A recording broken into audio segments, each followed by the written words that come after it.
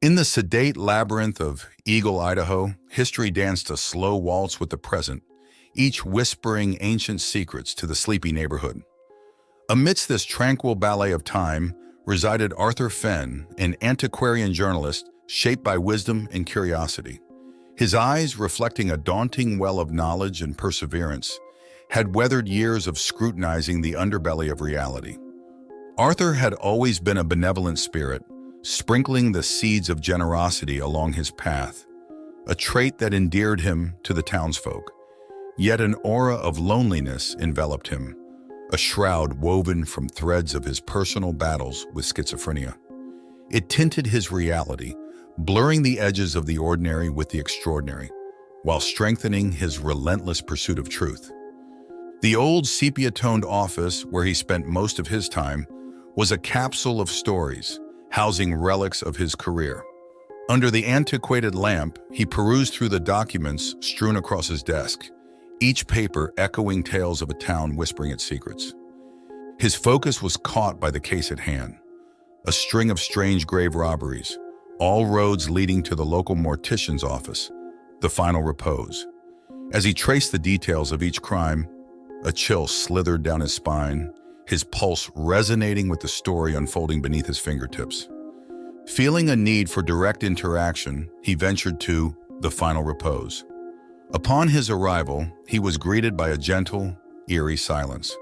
He sought the mortician, a shifty, pallid man named Harold, whose eyes danced nervously under his steady gaze. "Harold," Arthur began, his tone as smooth as the polished wood they were surrounded by. "The frequency of these robberies, it's no ordinary crime, is it?" A flicker of uncertainty passed over Harold's face. "Arthur, these are indeed dark times. But why are you so interested? It's just a sad case of theft." As Arthur delved deeper, his questions drawing uncomfortable reactions from Harold, he returned home with more questions than answers. In the solitude of his quaint abode, he contemplated his day, wrestling with the uneasy connection he felt with this peculiar string of crimes. The evening draped itself over Eagle, Idaho, and within its star-speckled shroud, he sat by the fireplace, lost in his thoughts. His dreams that night were a kaleidoscope of murmurs, cryptic clues, and shadowy figures, a haunting echo of the mysterious grave robberies, whispering through the canvas of his restless sleep. He awoke, his world a little bleaker, his reality a tad fractured. Shaking off the remnants of his troubled dreams, he readied himself for the day ahead, vowing to peel back the layers of this peculiar mystery. His pursuit of truth was just beginning, but the whispers from the edges of reality were growing louder. As dawn broke over the slumbering town of Eagle, Arthur Fenn, imbued with an uncanny sense of resolve, rose from the vestiges of his uneasy slumber. The echoes of his nocturnal musings clung to the edges of his consciousness, interweaving with the chill of uncertainty seeping into his waking hours. His senses, although shackled by age, had not dulled his instinctive ability to discern the sinister from the mundane. His investigation into the mysterious grave robberies led him down the historical alleyways of the town, unraveling a thread of peculiar incidents that curiously aligned with the lunar cycles. New moon nights, as he discovered, had an unsettling connection with the violations at the old cemetery. He found himself grappling with a fear that seemed to feed off the enigmatic puzzle he was attempting to unravel.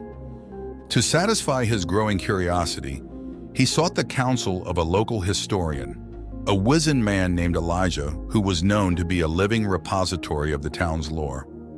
As he walked into the historian's cluttered, parchment-scented sanctuary, Elijah's cataract-clouded eyes brimmed with a peculiar glint of expectancy.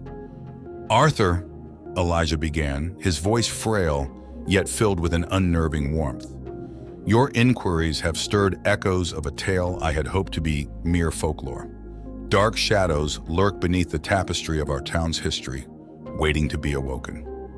With trembling hands, Elijah brought forth a faded document, recounting the legend of the Dark Travelers.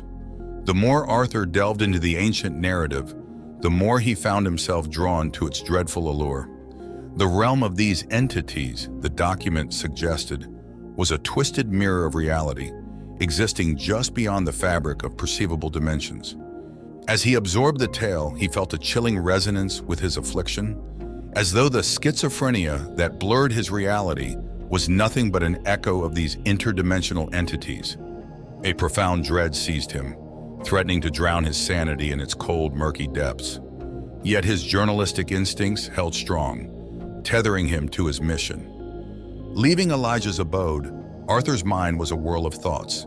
His dreams, his schizophrenia, the grave robberies, all seemed to entwine in an eerie dance, forming a monstrous tableau that seemed more real than his most vivid memories.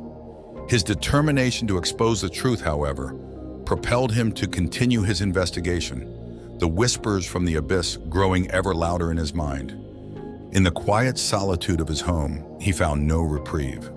Each creak of the aged timber, each gust of wind, seemed to carry whispers of the otherworldly beings.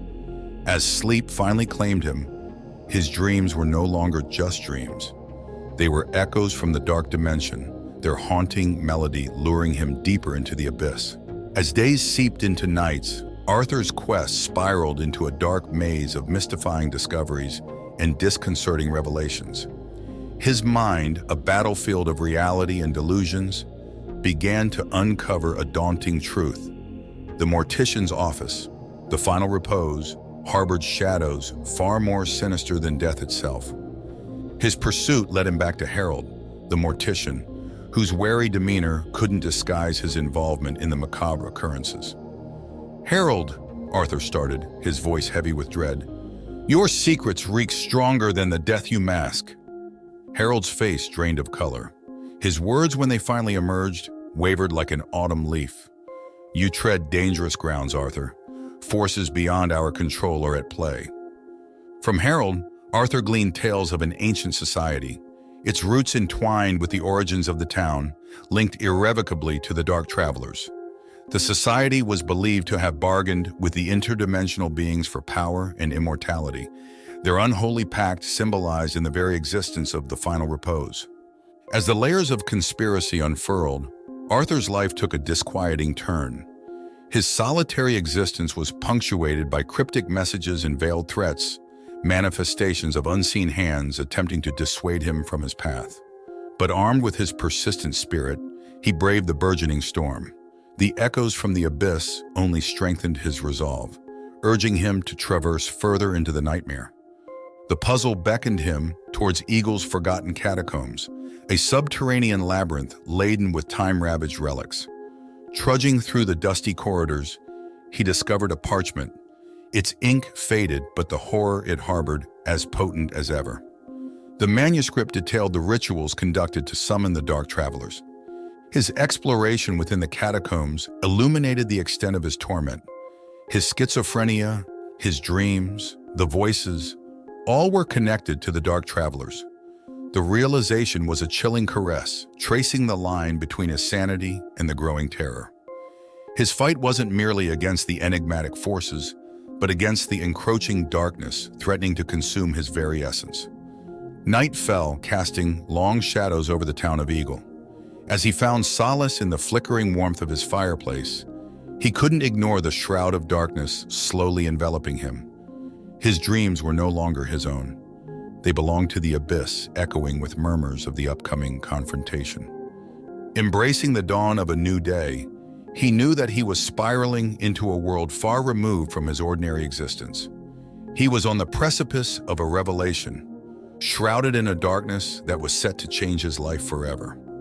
The echoes from the abyss had become a deafening roar, ringing with the promise of a climax that waited in the wings, biding its time. The unseen threads of Arthur's reality began to unravel, the fabric of his world thinning until the looming void on the other side was all that consumed his senses.